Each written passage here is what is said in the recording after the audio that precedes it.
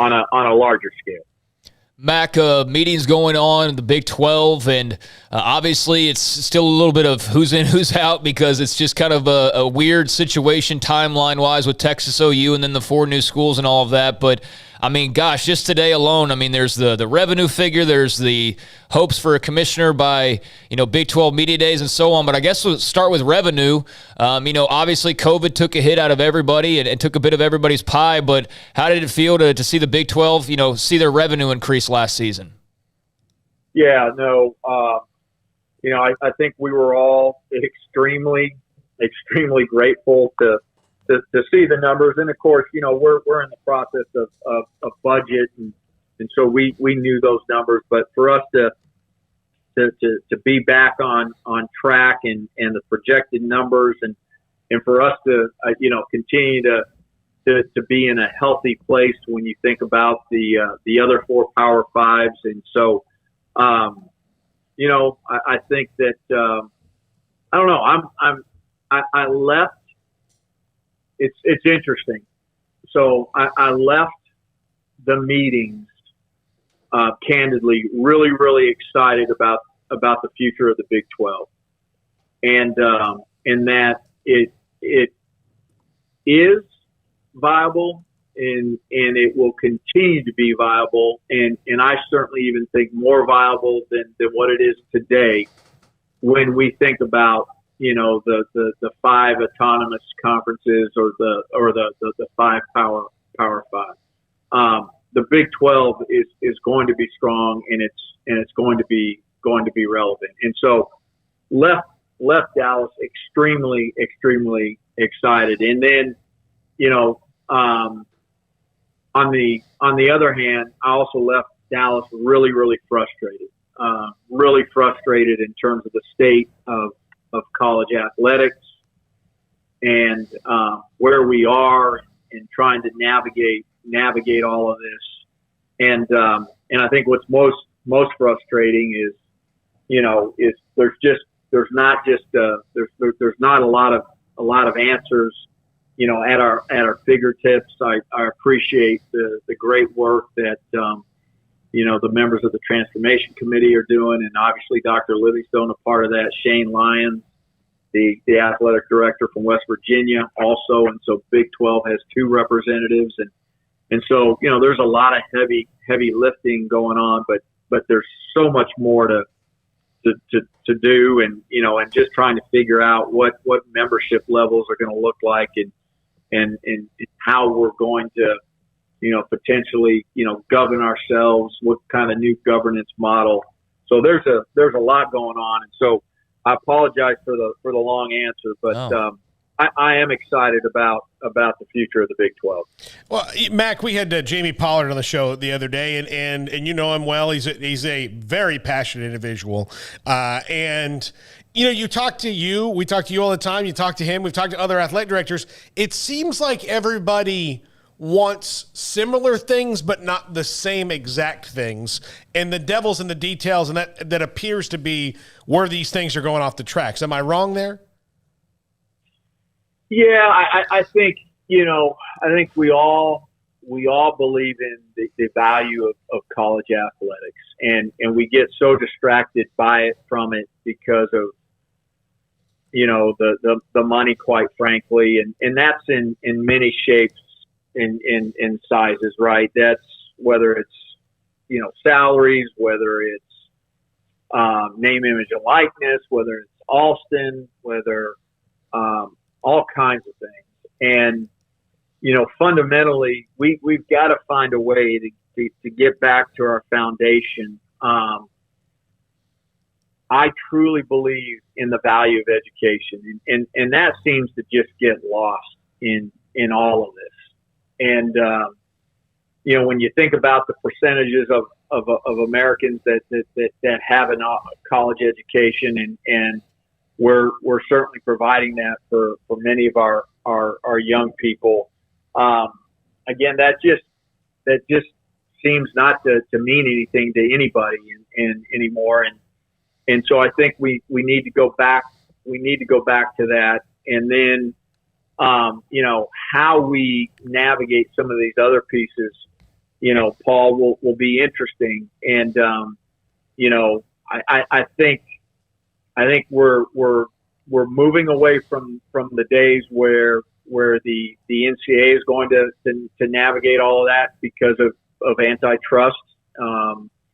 I think we're gonna get to a place where conferences are gonna have the autonomy to manage and dictate some of this, if not most of it. And so there will certainly be differences between the conferences and amongst the conferences, and what that's going to look like.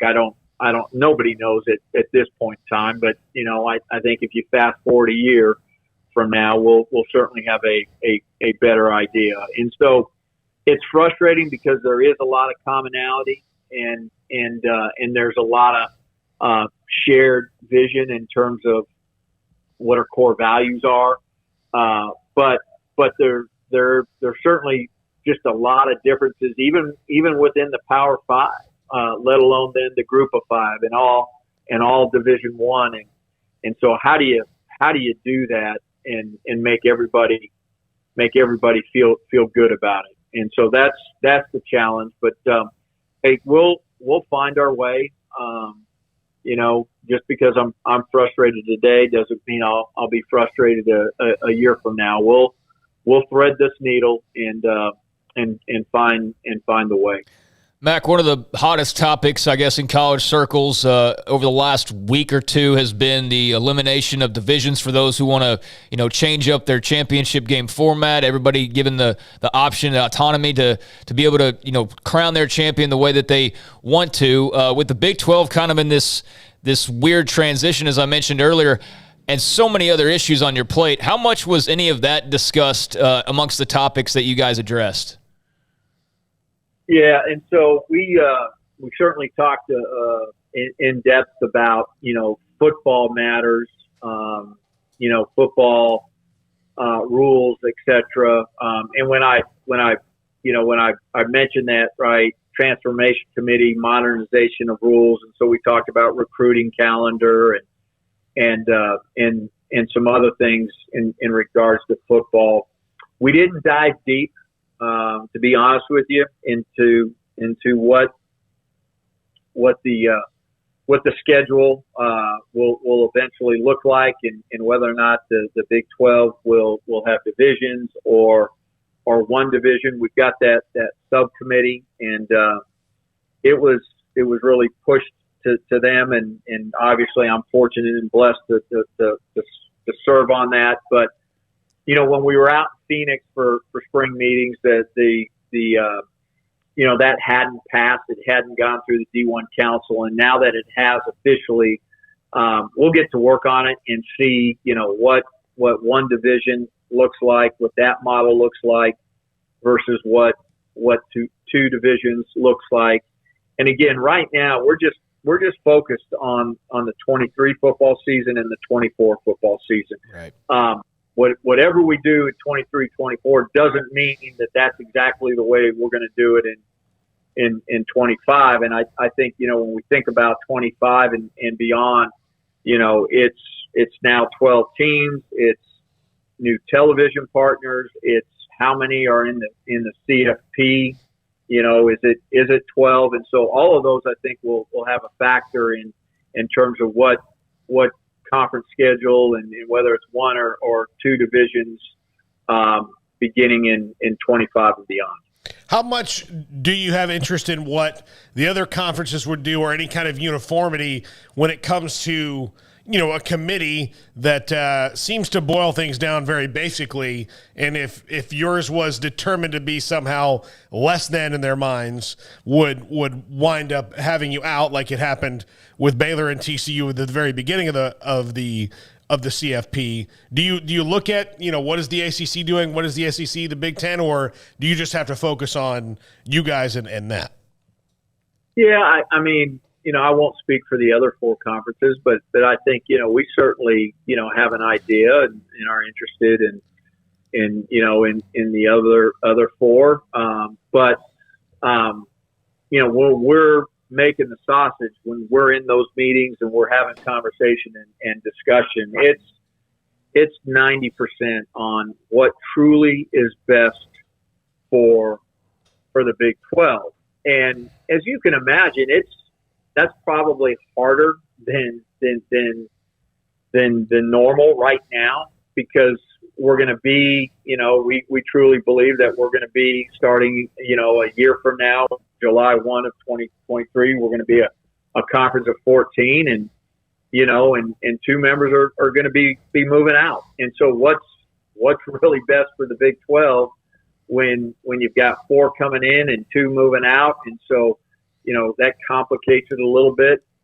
It's a much clearer direction, I think, when you end up with the 12 members. And so, but we're gonna be focused on what's best for the Big 12. Final thing from me, Mac. I saw Lawrence Shavanik talk about the potential announcement of a commissioner next month at Big 12 Media Days, which next month, that's crazy to think it's already almost here. But how are you feeling about the process and how it's gone so far? Yeah, I think it's, I think it's moving along like we all thought it would. And as you can imagine, there's great interest, and, there's no doubt that we'll attract, a great candidate. And, and that candidate is going to be prepared to hit the ground running. There's a lot going on right now in college athletics, and there's a lot going on right now just within the Big 12. All right, Mac, last thing for me, and I know you're hiring a coach. We talked about it. I know you said you were planning to tell me, but now I ruined it, so I'll learn my lesson this time. But do you have to filter your email when there is a coaching search open, because you'll just get random things, or people will stop you and say, who you should hire is this guy, so you don't have to fall into that well? Yeah. So thank goodness for Lauren, but we create a baseball search email folder, and everything gets dumped into that. And we certainly are, I do receive a lot of emails with suggestions.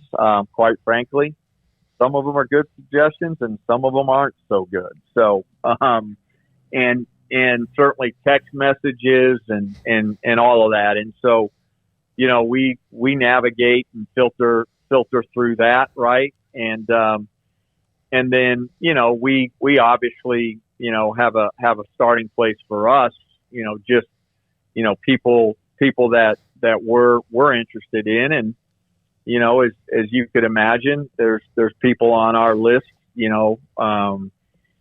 initially that we do hear from others, and they're recommending some of those same people, and then there's certainly a lot of names that come to us that maybe are not on our initial list.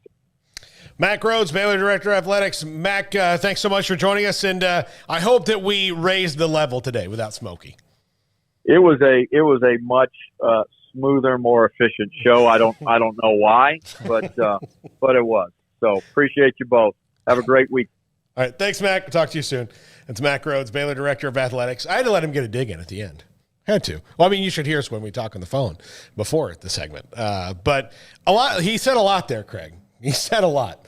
I thought it was pretty interesting when you asked him about the commissioner search, and he was kind of like, well, and that just might have been, but I don't know. Maybe he doesn't like who they're talking to, or doesn't feel like maybe it's going to be announced at Big 12 Media Days, or it could just be like he just, his voice just changed or something. I don't know. I'm not going to read too much into that, but yeah, it did sound a little bit maybe more hesitant than Shavanik's comments about, basically claiming they're going to name a commissioner by media days, but I would think that they kind of have to do that. I mean, it'd be kind of weird to go to a media days and not have a commissioner there. I would hope, if you're just for Bob Bowlesby's sake, that he could walk around and be like, hey, here's the new guy, as opposed to, or woman who's the new person that's the commissioner, as opposed to, we don't know yet, for 2 days, which would be kind of on brand with the Big 12 on how they've done things kind of in the past. I harken back to One True Champion when that's another thing that he kind of fell on his face on. I remember when at the Big 12 Media Days, I don't know if you were there at that one, Craig, but somebody asked him about one true champion. And then he said, I've been to every one since 2013, I was there. So one true champion, and his answer was, well, yeah, just one true champion. And whoever asked him the question, yeah, but I'm reading the rules, and it appears that that's not really the case, that you could very much have 2 or 3 true champions. Yeah, I mean, I don't know who put that together. I hope that they're not in charge of anything like that anymore because that was stupid. It was just dumb. I mean, yeah, one true champion, but immediately you have a controversy over who the champion is. I mean, that's just dumb stuff. And how they didn't see that potentially coming down. Like, I mean, is there no like checks and balances as far as like, okay, yeah, that's a cool idea, one true champion. Are we certain that that's always going to be the case? Like, because this is our motto. This is what we're going by now. And then immediately it's like, no, there's a controversy. There's 2 champions, even though there's a head-to-head, but the commissioner doesn't want to name who's the champ. I mean, it was ridiculous. That was stupid, and that was, a big mistake on the Big 12's part as far as the branding part of things goes. Yeah, that was silly. Yeah. But, I mean, there's a lot to unpack there. I mean, we'll see who this commissioner is in about a month's time or a little over a month's time. And, no timeline on baseball, but he did say that, there's that transfer window that closes down, in less than a month now. I mean, a month as of a couple of days ago. So I would imagine that, we'll probably be hearing some news here sooner rather than later on the baseball coach. I don't think you want to drag that out too long. But there are teams and potentially candidates playing right now, so you can't probably go full bore the way that you would like to. But same time, we know he hired Dave Aranda when Dave Aranda was preparing LSU for a national championship. Mm-hmm. So I'm sure he's got some conversations that he'll have here in the next week or two, and we'll know soon enough who that person's going to be. But between that and just what's going on with the Big 12 and media days here in a month, there's certainly a lot going on, and you can hear the stress levels. I can only imagine what it's like to be somebody in his position these days trying to get stuff done when it seems like you can't get anything done, and that you not only can't get anything done, but as soon as you get one thing done, there's 5 more things that pop up. That's got to be really frustrating, but that's why they usually make pretty good money and they're in the spots that they're in. So I have